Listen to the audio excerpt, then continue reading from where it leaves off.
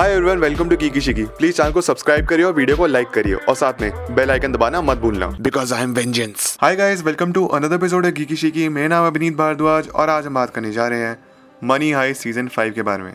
Money heist season 5 volume 1। इसके total 5 episodes release हुए Netflix पे एक साथ एंड अगले 5 एपिसोड दिसंबर में रिलीज होंगे। वीडियो में स्पॉयलर्स होने वाले हैं, तो अगर आप लोगों ने अभी तक ये सीजन नहीं देखा है तो आप बेशक चाहे इस वीडियो को स्किप कर सकते हैं, एक बार वो शो देख लीजिए, उसके बाद इस वीडियो पे आके आप इसको कवर करना। वीडियो को स्टार्ट करने से पहले मैं आपसे एक छोटी सी रिक्वेस्ट करूंगा कि प्लीज़ वीडियो को स्टार्टिंग से लेकर एंड तक ज़रूर देखिए। एंड मेरा एक व्लॉग चैनल है, इसमें मैं डेली व्लॉग्स अपलोड करता हूँ, उसका नाम है अभिनीत डायरीज़। उसके लिंक आपको नीचे डिस्क्रिप्शन बॉक्स में मिल जाएगी और पिन कमेंट में भी है। अगर आप लोगों को व्लॉग्स देखना पसंद है तो प्लीज़ अगर उसको चेकआउट जरूर कर लेना। चलिए फिर without wasting any time let's begin the show.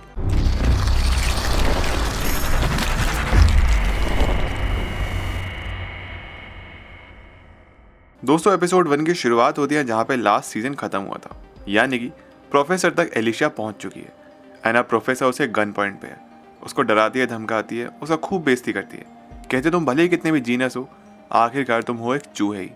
उसको पूरा एंटायर प्लान जानना चाहती है, वो जानना चाहती है कि तुम्हारा आखिरकार प्लान क्या है। उसके साथ साथ तो एलिशा यहाँ पे ये भी कहती है कि अपनी तरफ से मैं पूरी कोशिश करूँगी कि तुम्हारे ऊपर टेररिज्म का चार्ज लगे। मतलब प्रोफेसर को बिल्कुल तोड़ना चाहती है वो अंदर से। लेकिन प्रोफेसर भी काफ़ी ज़्यादा होशियारी दिखाता है, वो उसे बचने की कोशिश करता है। लेकिन एलिशा यहाँ पे बहुत ज़्यादा कट्टर है, वो उसको मारने के मन से ही आई है। लेकिन वो यहाँ पे ये कहती है अगर मेरे को इस बच्चे को पालना नहीं होता तो मैं डेफिनेटली आज तुमको मार डालती। उसके बाद हम देखते हैं यहाँ पे कुछ फ्लैशबैक में हम देखते हैं कि बर्लिन का दरअसल में एक बेटा भी है जो कि काफ़ी ज़्यादा इंटेलिजेंट है और वो MIT से कंप्यूटर इंजीनियरिंग का कोर्स करके आ चुका है। उसी के साथ साथ वो इलेक्ट्रॉनिक इंजीनियर भी है, तो काफ़ी ज़्यादा स्मार्ट है वो। उसको साइबर सिक्योरिटी, कंप्यूटर, इलेक्ट्रॉनिक्स में काफ़ी अच्छा है वो। यहाँ पे उसको फिर ये भी बताता है कि दरअसल में बर्लिन किसी से शादी करने वाला है और उस लड़की का नाम है टाटियाना, जो कि काफ़ी ज़्यादा खूबसूरत है और ये लड़की उसको भी पसंद आती है, यानी कि उसके बेटे राफेल को। उसके बाद बर्लिन अपने बेटे राफेल से ये भी कहता है कि मैं चाहता हूँ कि तुम मेरी हाइस्ट में एक चोरी में तुम मेरी मदद करो। लेकिन राफेल कहता है कि मैं आपकी कोई मदद नहीं करूँगा, मुझे कोई शौक नहीं है जेल जाने का, मैं चाहता हूँ कि काम अच्छे के लिए किया जाए। और उसके बाद फिर अपने बाप बर्लिन को भला बुरा भी सुनाता है, कहता है कि आप बहुत सेल्फिश हैं, आप डेस्पिकेबल हैं, मुझे आपका तौर तरीका बिल्कुल पसंद नहीं आया। लेकिन बर्लिन यहाँ पे कहते हैं कि तुम एक बार मेरा साथ दे दो, मैं तुमको ज़िंदगी भर की फ्रीडम दूंगा, तुमको इतना पैसा होगा कि तुमको ज़िंदगी में कभी काम करने की मदद की ज़रूरत नहीं पड़ेगी। उसके बाद हम देखते हैं एक और फ्लैशबैक जहाँ प्रोफेसर और लिस्बन है। प्रोफेसर यहाँ पे बताता है कि पेरिस प्लान के बाद हम यहाँ पे करेंगे रोम प्लान, जिसमें होगा ये कि पुलिस मजबूर हो जाएगी कि वो आर्मी को बुलाएगी। आर्मी जैसी आएगी ये हमारे एग्जैक्टली प्लान के अकॉर्डिंग काम यहाँ पे बनने लगेगा और उसके बाद उनको बहुत जल्दी से जल्दी उस बैंक से निकलना होगा। प्रेजेंट डे में हम ये भी देखते हैं कि बगोटा जितनी जल्दी यहाँ पे काम किया जा रहा है, जितनी जल्दी वो निपटा रहे हैं काम, ये इस बात से खुश नहीं है। एंड पेलरमो से कहते हैं कि हमको थोड़ा और गोल्ड निकालना चाहिए था, इतनी जल्दी करके हम काफ़ी ज़्यादा गोल्ड यहीं पे छोड़ देंगे। लेकिन अब जो है सो है, जितना भी उन्होंने अब तक गोल्ड मेल्ट किया है इतने में उनको निकलना पड़ेगा और पेलरमो को इसके ऑर्डर्स मानने पड़ते हैं।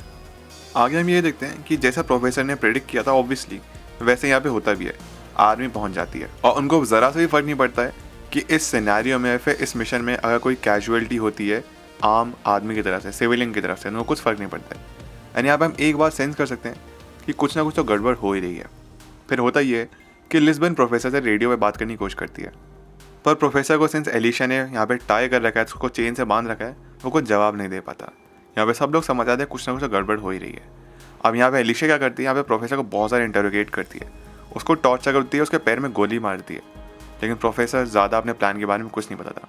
बस वो कहता है कि उनका प्लान इतना सा था कि वो गोल्ड को नगर्स में बदल लेते और उसके बाद उसको सीवर सिस्टम के थ्रू वो निकाल लेते। एलिशा उसकी बात मानने के लिए तैयार नहीं है। एलिशा उसको चेन से लटका के नीचे गिरा देती है एंड कहती है तुम यहीं पर लटके रहोगे जब तक तुम मुझे सच नहीं बताते। हम उसके साथ यहाँ पे ये भी देखते हैं कि इवन पुलिस मेंबर जितने भी हैं, कर्नल, जनरल, ये सब भी बहुत ज़्यादा पैनिक कर रहे हैं।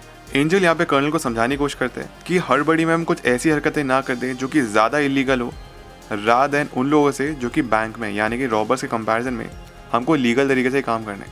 हमको अपने होशों को संभाल के चलना है, कुछ भी जल्दबाजी में नहीं करना है।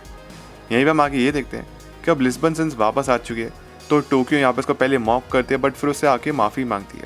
उसको अपने वो बॉयफ्रेंड के बारे में बताती है, कैसे वो उससे प्यार क्या करती थी, वो उसकी ज़िंदगी का सच्चा प्यार था, लेकिन जब से वो उसको मरा है वो कभी भी किसी को इतना प्यार नहीं कर पाएगी, not even Rio. On the other hand Marseille की बात की जाए, मार्सिल वही जिसने अपने मिलिट्री हेलीकॉप्टर के थ्रू लिस्बन को बैंक के छत पे उतारा था। वहाँ पे पुलिस उसको पीछा करने की कोशिश करती है उस हेलीकॉप्टर का, पर मार्सिल वहाँ पे बेंजामिन की मदद से वहाँ से निकल जाता है। बेंजामिन कहता है कि दरअसल मैं एक इनोसेंट फार्मर हूँ, मेरे यहाँ पे 2 लैम्ब भी मर गए जैसे कि हेलीकॉप्टर लैंड किया। एंड यहाँ पुलिस समझ जाती है कि एक बार फिर से उनको बेवकूफ़ बनाया गया है।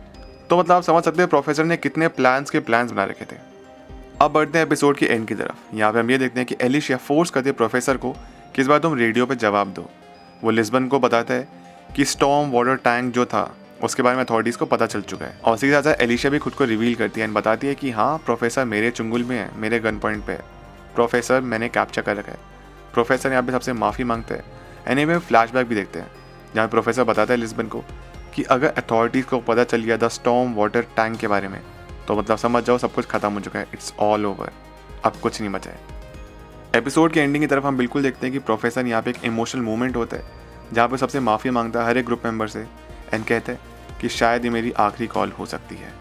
इस एपिसोड में 2 चीज़ें और हुई। स्टॉकहोम को काफ़ी सारा गुस्सा था मनीला पे कि उसने प्रोटोकॉल ब्रेक किया और उसने अपनी रियल आइडेंटिटी बाहर आने दी, बल्कि प्लान ये था कि जस्ट इन केस स्टॉकहोम और डेनवर भी पकड़ा जाता है तो मनीला अपनी रियल आइडेंटिटी छुपा के रखेगी और उसके बाद उनके बच्चों की परवरिश करेगी। लेकिन मनीला ने अपनी रियल आइडेंटिटी बता दी। यहीं पे लिस्बन से एक बार टोक्यो पूछती भी है कि प्रोफेसर ने कोई प्लान भी नहीं बना रखा था, मतलब अगर वो खुद ही पकड़ा गया तो कोई प्लान नहीं था। लिस्बन कहती है कि नहीं, कोई भी प्लान भी नहीं है हमारे पास। अब बात करते हैं दोस्तों एपिसोड 2 की। यहाँ पे हम ये देखते हैं कि लिस्बन, टोक्यो, स्टॉकहोम साथ में बाहर निकलते हैं बैंक के और उनके साथ में कुछ हॉस्टेजेस भी हैं। उनके पास कोई हथियार नहीं है, वो बेयर फुट है, उनके हाथों में हाथ है, कोई हथियार नहीं और केवल सिर्फ एक वाइट फ्लैग यानी कि पीस का निशान। और पब्लिक उनके लिए चीयर करती है क्योंकि उनके लिए वो हीरोज बन चुके हैं। अब हाइस्ट का उनका लेके ये लग रहा है कि शायद हाइस्ट यहीं पे ख़त्म होने वाली है। अब होता ये है कि कर्नल टामेओ वो तो सबको इतना ज़्यादा गुस्सा है कि वो सबको मार डालना चाहता है, लेकिन एंजल समझाता है कि नहीं, विलन तो हम ऑलरेडी पहले से बने हुए हैं, अभी वक्त है हीरो बनने का। हम उनके सामने जाते हैं, उन सबसे बात करते हैं, तीनों लड़कियों से, एंड डिस्कस करते हैं कि आगे क्या किया जाएगा। यहाँ पे तीनों लड़के जब बात करी तो लिस्बन इसकी लीडर है। लिस्बन और कर्नल के बीच में बात होती है एंड लिस्बन ये पे रियलाइज़ करती है कि दरअसल में प्रोफेसर जो है वो एलिशिया अकेले ने उसको कैप्चर करा हुआ है, क्योंकि अगर पुलिस ने कैप्चर कर लिया होता फिर कर्नल के पास होता तो सबसे बड़ा ट्रम्प कार्ड उनका यही था कि वो प्रोफेसर का नाम लेते एंड कहते हैं प्रोफेसर अगर तुम जिंदा चाहते हो तो ये हमारे लिए काम करो, लेकिन प्रोफेसर उनके पास नहीं है। लिस्बन पूरा गेम समझ जाती है। लिस्बन कहती है कि तुम्हारा सिक्योरिटी गार्ड जो गांडिया है उसको फिलहाल अर्जेंटली सर्जरी की ज़रूरत है क्योंकि वो पैरालाइज हो सकता है। एंड यहाँ पे समझ जाते हैं कि नेगोशिएशन काफ़ी ज़्यादा टेंस है। यहाँ पे कर्नल कोई बात माननी पड़ती है। लेकिन अगर बैंक के अंदर की बात की जाए तो बगोटा और गांडिया में लड़ाई हो जाती है क्योंकि बगोटा में बहुत सारा गुस्सा है गांडिया पे, क्योंकि गांडिया ने नायरोबी को मार डाला था। खूब लड़ते हैं आपस में, लेकिन यहाँ पे किस तरीके से आके उनको रोक लिया जाता है। लेकिन अब आर्टुरो भैया को कैसे भूल जाए, उनके दिमाग तो हमेशा खुराफाती था। वो गवर्नर के साथ यहाँ पे मिलकर प्लान करता है कि कैसे हम यहाँ पे सब लोगों को बचा सकते हैं। वैसे लोगों को क्या ही बचाना है, उसको तो दुनिया के सामने हीरो बनना है। वो गवर्नर के साथ यहाँ पे प्लानिंग करते थे साइड बाय साइड। अब जितनी देर में बगोटा और गांडिया की लड़ाई रुकवाई जाती है, इतने हम देखते हैं कि आर्टुरो, गवर्नर और 2-3 लोग और थे जो कि यहाँ पे उनके हथियार लेके उनसे भाग जाते हैं। वो गोलियाँ वगैरह चलाते हैं जिसमें डेनवर को भी घायल हो जाता है और 1-2 और मेंबर होते हैं जो कि घायल हो जाते हैं। लेकिन खतरा भी टला नहीं दोस्तों। आर्टुरो, गवर्नर अब उस रूम में पहुँचाते हैं भागते भागते जहाँ पे पूरी की पूरी टीम या फिर पूरे पूरे रॉबर्स के एक्चुअल हथियार रखे हैं। सारा का सारा वेपन, सबके सब आर्मर, सब कुछ उनके पास है। एम्यूनिशन यहाँ पे रॉबर्स के पास खत्म होने वाला है। And on the other hand Arturo's की टीम के पास बहुत सारे हथियार हैं। आर्टुरो उन पे बम वगैरह बहुत कुछ फेंकता है। एंड यहाँ पे टोक्यो के पास एक इकलौता रास्ता है कि वो जानती है उसके पास कुछ हथियार है, लेकिन उस हथियार तक पहुँचने के लिए थोड़ा टाइम चाहिए। अब बात की जाए अगर प्रोफेसर की, तो प्रोफेसर के गले में इंजेक्शन लगा के एलिशिया उसको बेहोश कर देती है। वहीं मार्सिल और बेंजामिन उसके पीछे पीछे आते हैं। मार्सिल को भी वो इंजेक्शन लगा बेहोश करती है, लेकिन बेंजामिन को वो पकड़ लेती है। अब आगे क्या हुआ वो तो हमको फिलहाल नेक्स्ट एपिसोड में पता चलेगा। वहीं पर on the other hand Tokyo किस तरीके से वो हथियार निकाल लेती है। एंड आर्टुरो भी अभी भी कम नहीं है। वो पहले फ्लेम थ्रोअर से हमला करता है, उसके बाद वेपन कैरिंग व्हीकल उनकी तरफ आगे लेके बढ़ता है, मतलब उनको टोटली मार डालना चाहता था वो। आर्टुरो के दिमाग में इतना कुछ चल रहा है। वहीं पर अगर हम बात करें आर्मी की, तो आर्मी ऑलमोस्ट तैयार है हमला करने के लिए। आर्मी गाड़ियाँ निकलती हैं सीधा बैंक में घुसने के लिए, लेकिन उससे पहले यहाँ पे ऑर्डर दे दिया जाता है कि गांडिया को रिलीज़ कर दो। अब गांडिया को रिलीज़ करने से पहले उसके पेट पे स्लीपिंग गैस फिट कर दी जाती है कि जैसे ही बाहर निकलता है, रिलीज़ किया जाता है, वो बेहोश हो जाता है। उससे पहले कि वो बताता है कि जितने भी हॉस्टेजेस हैं उनके पास सारे हथियार हैं, उससे पहले वो बेहोश हो जाता है। एंड आर्मी का जो मिशन था अंदर बैंक में घुसने का, उसका अबॉर्ट कर दिया जाता है।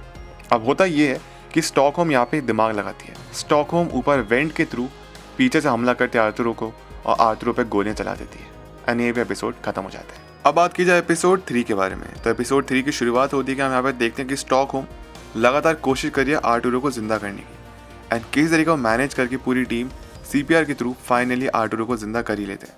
लेकिन उसकी हालत काफ़ी ख़राब है एंड उसको हॉस्पिटल के लिए भेजा जाता है। अब आर्टुरो को बाहर भेज तो दिया जाता है, लेकिन यहाँ पे अब स्टॉकहोम को काफ़ी ज़्यादा डर लग रहा है। उसको लग रहा है कि अगर आर्टुरो जिंदा रहता तो एक लौता वो ही है जो कि मेरे बच्चे का बाप है, एंड अगर मुझे कुछ हो जाता है फिर डेनवर कुछ हो जाता है तो एक लौता वही इंसान था जो उसको पाल सकता है। लेकिन मनीला उसकी यहाँ पे मदद करती है, कहती है जो भी है सब ठीक हो जाएगा, तुमको घबराने की ज़रूरत नहीं है।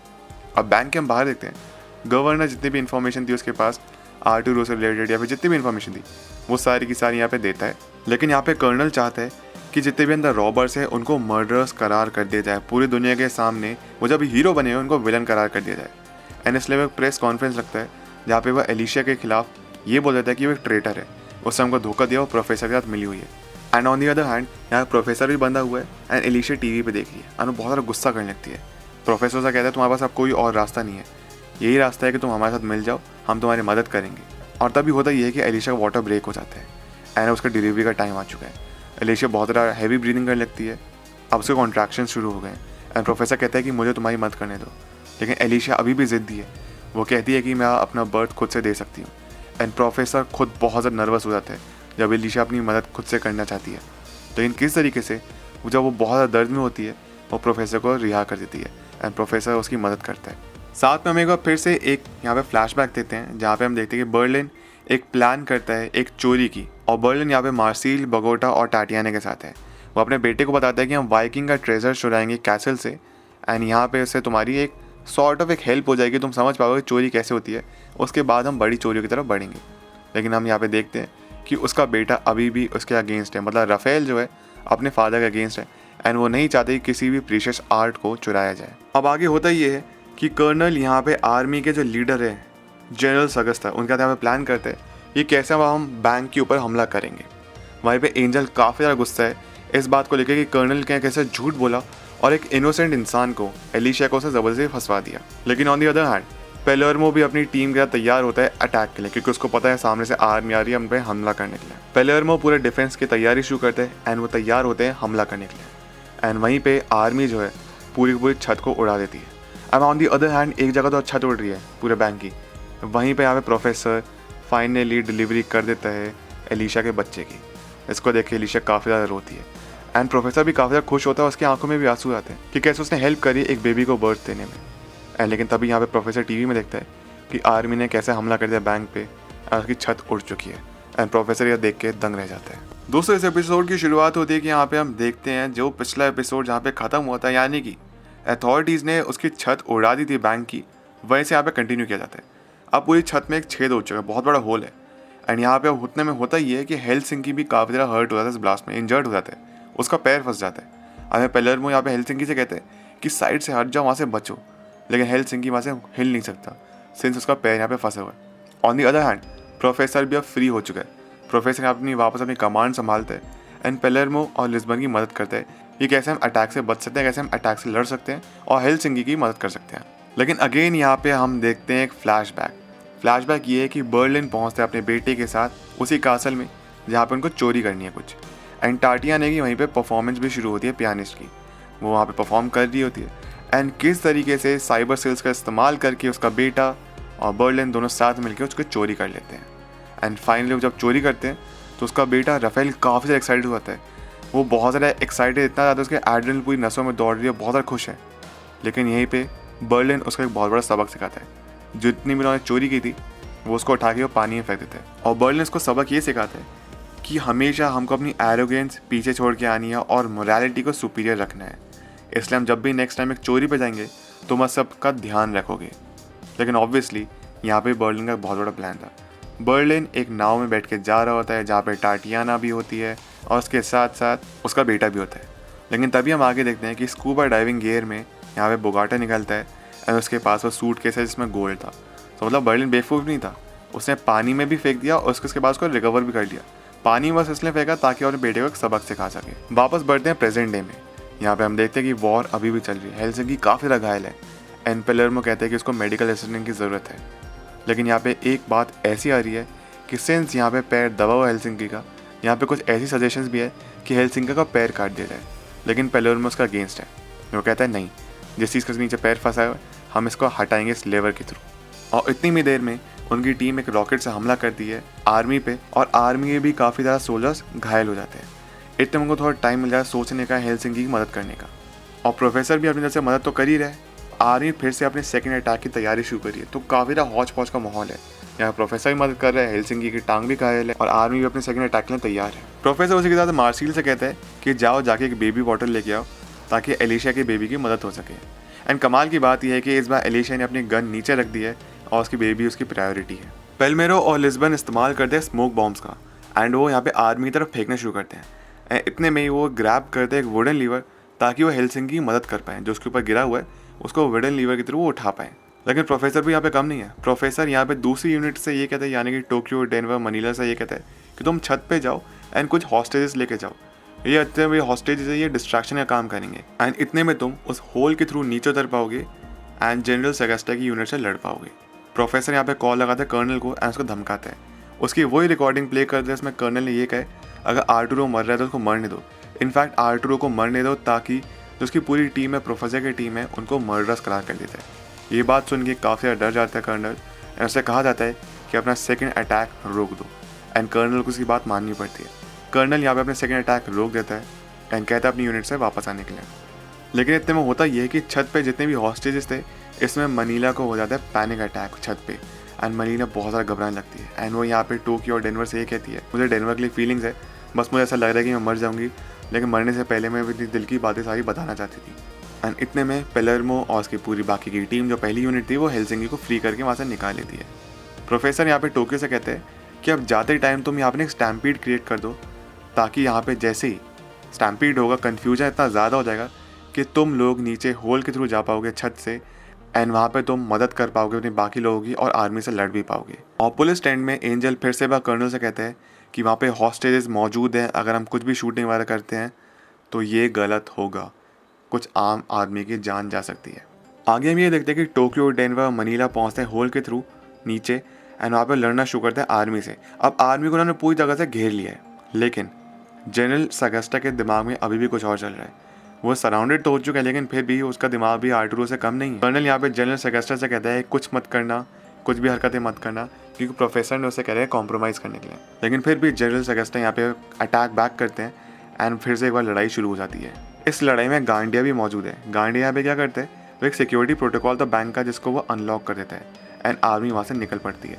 अब 3 दरवाजे बंद हो चुके हैं और आधी टीम जो है प्रोफेसर की, वो एक रूम में फंस चुकी है। प्रोफेसर फिर उनसे कहता है कि तुम किचन की तरफ बढ़ो, और एपिसोड का एंड होता है कि हम देखते हैं यहाँ पे गांडिया, सेगेस्टा और उसके सोल्जर्स टोक्यो की तरफ आगे बढ़ रहे हैं, और बाकी टीम की तरफ भी। एंड यहीं पे एपिसोड एक बहुत ज़्यादा टेंशन के माहौल में ख़त्म हो जाता है। अब बात करते हैं दोस्तों इस सीज़न के फाइनल एपिसोड के बारे में, यानी कि एपिसोड 5। ये काफ़ी ज़्यादा टोक्यो सेंट्रिक है, यानी कि टोक्यो की कहानी इसमें काफ़ी ज़्यादा बताई गई है। इस एपिसोड की शुरुआत ही होती है फ्लैशबैक से, जहाँ पे हम देखते हैं कि टोक्यो का जो बॉयफ्रेंड था रेने, उसको यहाँ पे अथॉरिटीज़ गोली मार देती हैं, और उनकी जो बैंक रॉबरी थी वो फेल हो चुकी है। टोक्यो बहुत ज़्यादा ब्रोकन है, अकेली है और बहुत ज़्यादा डरी हुई है। एंड बर्लिन और प्रोफेसर न्यूज़ में देख रहे हैं कि कैसे एक रॉबरी फेल हो जाती है, एंड बर्लिन की नज़र फिलहाल टोक्यो पे है। वो ये कहता है कि टोक्यो हमारी टीम के लिए काफ़ी अच्छी रहेगी, लेकिन प्रोफेसर उस पर डाउट करता है। अब बात करते हैं प्रेजेंट डे की। आर्मी यहाँ पे अंदर किचन की तरफ घुस रही है, गोलियाँ मारनी शुरू करी है, लेकिन यहाँ पे किस तरीके मनीला और डेनवर साथ में मिलके जो किचन में वो फंसे हुए थे, वो एक बहुत बड़ा स्टोव होता है, उसके थ्रू वो दरवाजे को ब्लॉक कर देते हैं। अब जो बाहर की आर्मी है वो अंदर नहीं आ सकती है। अब यहाँ पे उनको थोड़ा टाइम मिल गया है। अब टोक्यो यहाँ पे बाहर गांडिया को चीखने चलने लगती है, उसका मजाक उड़ाती है, उसको उल्टा सीधा बोलती है, उसको कावर्ड बोलती है, उसको डरपोक बोलती है। एंड गांडिया यहाँ पे बहुत ज़्यादा गुस्से में आता है, वो निकालता है ग्रेनेड और टोक्यो की तरफ फेंकता है, एंड टोक्यो उसी ग्रेनेड को वापस फेंक देती है।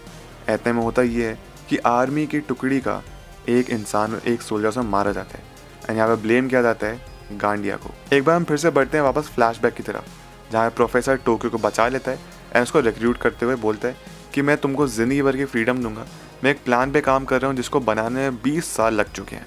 फिर थोड़ा सा हम आगे बढ़ जाए टाइम लाइन में, एंड देखते हैं कि कैसे यहाँ पे टोक्यो फर्स्ट टाइम रियो से मिलती है, एंड दोनों के बीच में तुरंत एक हल्का सा कनेक्शन बन जाता है।